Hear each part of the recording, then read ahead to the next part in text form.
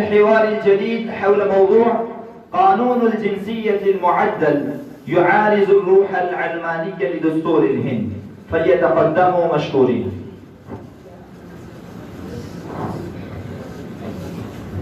السلام عليكم ورحمة الله وبركاته. وعليكم السلام ورحمة الله وبركاته. أين تذهب يا أخي في مثل هذا البرد الخارج؟ أذهب إلى شاهين بعض يا أخي. لماذا تذهب هناك؟ هل هناك أي برنامج؟ أذهب هناك لأشترك في الاحتجاج ضد القانون الأسود. وما ذلك القانون يا أخي؟ ألا تعلم أن هذه الحكومة الغاشمة قد قدمت مشروعا جديدا في البرلمان مجلس الشعب لتعديل الجنسية، وقد وافق عليه البرلمان ثم قدمه وزير الداخلية في مجلس الشيوخ، وقد نال ثمة أيضا هذا المشروع الموافقة عليه. والآن بعد توقيع الرئيس الهندي عليه قد دخل حيز التنفيذ في 10 يناير المنصرم. وعلى ما ينص هذا القانون يا أخي؟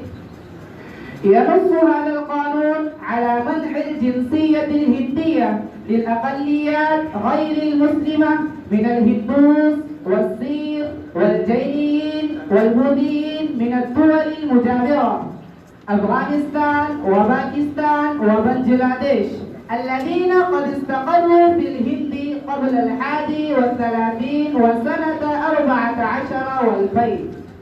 أينص هذا القانون على هذا؟ نعم. إذن يجب على كل مواطن الهند أن يرفع صوته ضد هذا القانون الأسود، لأنه ينتهك الدستور الهندي الذي لا يميز بين الديانات والأعراق والثقافات واللغات. أنا أرافقك الآن لأشترك في هذا الاحتجاج. إذا أسرع وإلا سوف نتأخر. نحن نريد الحرية. نحن نريد الحرية. لن نقبل هذا القانون. لن نقبل هذا القانون. نحن نريد الحرية. لن نقبل هذا القانون. لن نقبل هذا القانون. على ما تحتجون؟ نظاهر لأن هذا القانون الأسبسية يقضي على الروح الدستور الهندي الذي لا يميز ضد سكان الهند على أساس الديانات. إن وزير الداخلية أميت شاه قد أوضح أن هذا القانون لا يسلب مواطنة أحد، وإنما هو لمنحها الأقليات غير المسلمة من أفغانستان وباكستان وبنجلاديش. فلماذا تعتقدون أن هذا القانون يعاند الروح العلمانية لدستور الهند؟ إنهما يخدعان ويضلان الجمهور. إن الهند دولة علمانية ديمقراطية أساسها على المبادئ الثلاث للدستور: الديمقراطية والعلمانية واللاعنف. وينص الدستور على المساواة وعدم التمييز على أساس الديانة واللون والطبقة والجنس واللغة. وإن المشرعين للدستور قد صدروه بديباجة تقول: نحن شعب الهند. فالدستور يؤكد على إتاحة فرص متساوية لجميع المواطنين، ويحرم التمييز الطبقي بينهم. هل ضرب رجال الشرطة بالعصا؟ ولماذا؟ نعم، ضربوا بالعصا ونقفوا وصفعوا وركلوا ولطموا وأطلقوا النار، ويفعلون كل ذلك على إشارة الحكومة الجائرة التي تريد أن تقمع أصواتنا وتكمم أفواهنا. يقول وزير الداخلية أميت شاه إن بعض رجال السياسة يعطون اللوبيات لهذه الاحتجاجات العارمة. هل هذا صحيح؟ لا أساس له من الصحة، ولا يمت إلى الحقيقة بأي صلة. والله إنه لبهتان عظيم، وإنه يتفوق مثل هذا لإفشال حركتنا. والله نحن لن نتخلف أبدا حتى تسحب الحكومة هذا القانون الأسود.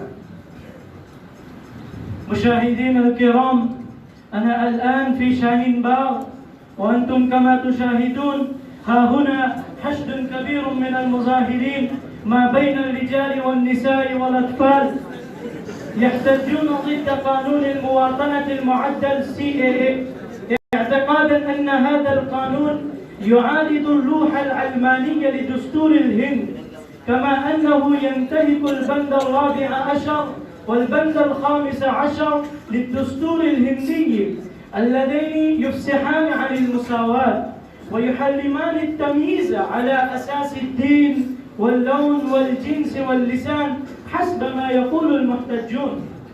كونوا معي، سأحضر بالحوار الماتع حول هذا القانون بعد برهة قصيرة. إلى اللقاء.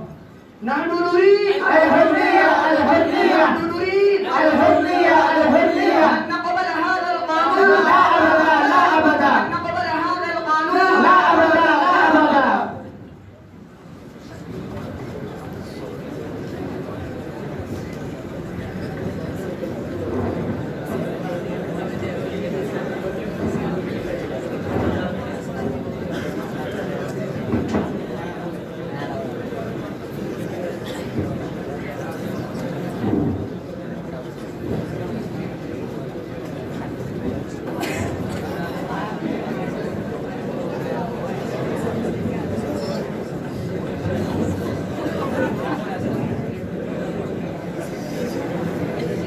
مشاهدينا الكرام، أنا معكم الآن بحوار جديد حول قانون المواطنة المعدل CAA، ومعنا في هذا الاستوديو فضيلة الشيخ خليل الرحمن سجاد النعماني، متحدث رسمي لهيئة أحوال المسلمين الشخصية لعموم الهند، والشيخ بدر الدين أجمل الآسامي، عضو البرلمان وعضو المجلس الاستشاري لدار العلوم ديوبند، السيد مختار عباس النقوي، وزير الأقليات للحزب الحاكم BJP، والزعيم السياسي الشهير السيد أسد الدين أويسي، عضو البرلمان ورئيس حزب اتحاد المسلمين لعموم الهند. مشاهدينا العظام، إنكم على علم تام بأن مشروع تعديل قانون الجنسية قد وافق عليه كلا البرلمانين، مجلس الشعب ومجلس الشيوخ، وقد وقع عليه الرئيس الهندي رامناث كوفند، فأصبح الآن قانونا، وقد دخل حيز التنفيذ أيضا. ولكن منذ الموافقة عليه في البرلمانين قد اندلعت المظاهرات واشتدت وتوالت الاحتجاجات في طول البلاد وعرضها. فتعالوا نعلم من خلال هذا الحوار، هل هذا القانون يعارض دستور الهند أم لا؟ وهل هذا القانون لمنح الجنسية أم لسلبها؟ فأولا أتوجه بالسؤال إلى السيد بدر الدين أجمل الآسامي. السيد بدر الدين أجمل، لماذا تخالف هذا القانون؟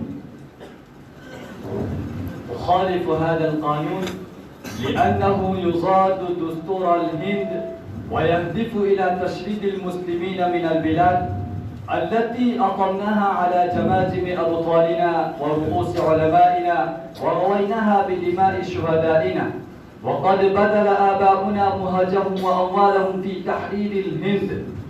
إن وزير الداخلية قد جاهر علنا أنه سيتم التسجيل القومي للمواطنين في طول البلاد وعرضها، وإن سكان الهند يطالبون بتقديم المستندات التي تدل على أن أحد أبويهم أو جدهم كان يسكن في الهند سنة 51 و900 وألف، فإن وجد أي تناقض فيها لن تقبل، ويجبرون على الرحيل من البلد أو يسحبون إلى مخيمات الاحتجاز ويعيشون فيها أسوأ عيشة.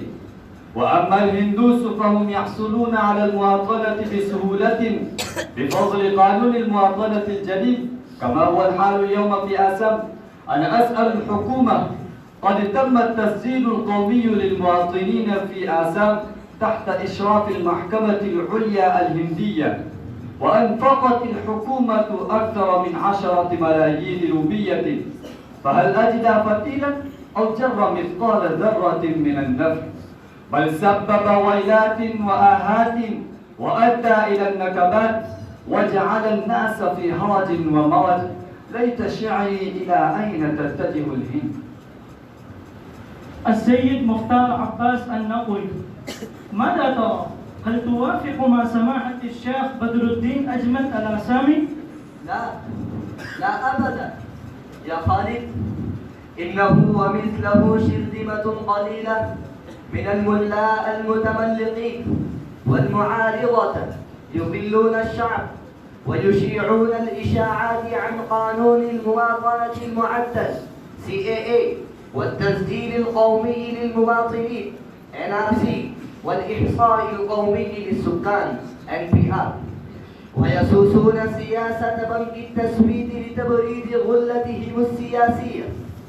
أسأل هؤلاء الملاء والذين يظاهرون ضد هذا القانون، أرأيتم أن عشرات ملايين من الأقليات يعانون من اضطهاد في الدول الثلاث المتأخرة للهند، أفغانستان وباكستان وبنغلاديش، ويكرهون على تحويل الديانات وتنتهك أعراض نسائهم وبناتهم؟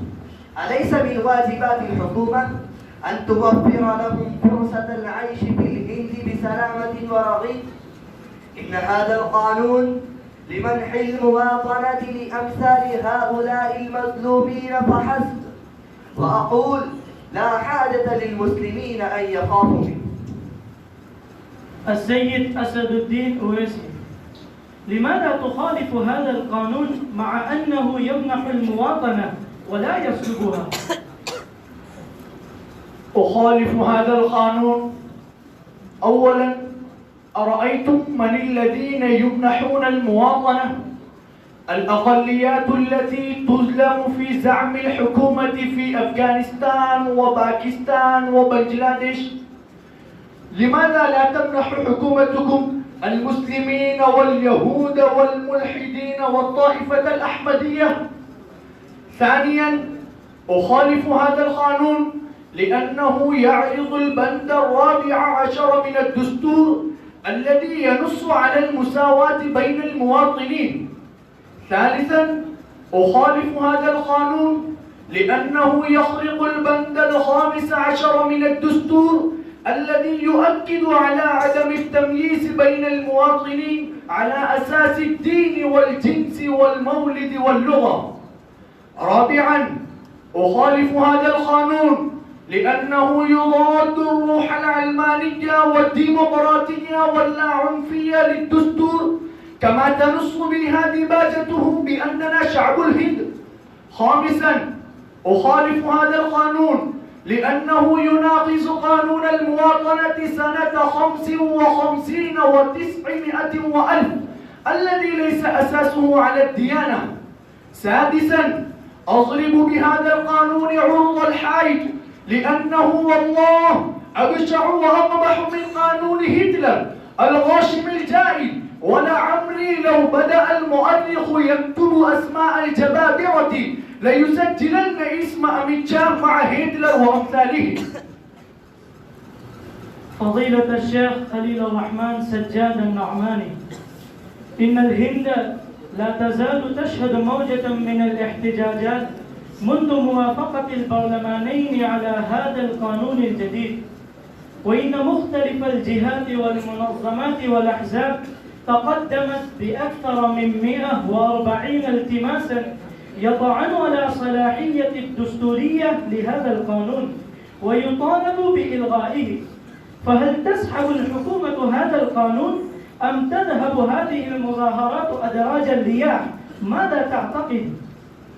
أولا، يجب علينا أن نعلم أن أساس الدستور الهندي كما أنتم تعلمون على 3 أمور: العلمانية والديمقراطية وعدم التمييز بين المواطنين. هذه هي الأمور ال3 التي يجب الاحتفاظ بها، فإذا سقط أي عمود من هذه الأعمدة الثلاثة احترقت الهند وتزحزح أمن البلاد، لأن الهند يقطن فيها أتباع الديانات العديدة، منهم الهندوس والمسلمون والجينيون والسيخ والمسيحيون والبوذيون. وقد ظلت الهند موطنا للتسامح والتعايش السلمي، ولن تبقى متحدة إلا بفضل هذه المثل الثلاثة. ولكن أنا أتأسف للغاية أن هذه الحكومة الغاشمة تسعى أن ترسم خطا فاصلا بين السكان على أساس الديانة بهذا القانون الأسود، وتريد أن تحتم أساس الدستور وتستأصل الشافة الديمقراطية وتحول الهند إلى دولة هندوسية. ودعني أبين أن الحكومة لن تتحقق لها أمنيتها أبدا. قد نهض الآن الشعب الهندي بصفة خاصة. قامت بنات القوم وطلبة الجامعات عبر البلاد قد قاموا للحفاظ على الدستور، كما شاهدنا أفلاد كبدنا. طلبة الجامعة الملية وطلبة جامعة أليجرا وطلبة جامعة جواهرلال نهرو وغيرهم بدأوا هذه الحركة ولا تزال تستمر، وقد تعرض كثير منهم، فتضحياتهم هذه لا تذهب سدى بل تثمر بثمار يانعة عن قريب إن شاء الله. الحكومة تحاول أن تخفض أصواتهم، ولكن يجب أن يتضح لها أنها ستخفض في سعيها بإذن الله.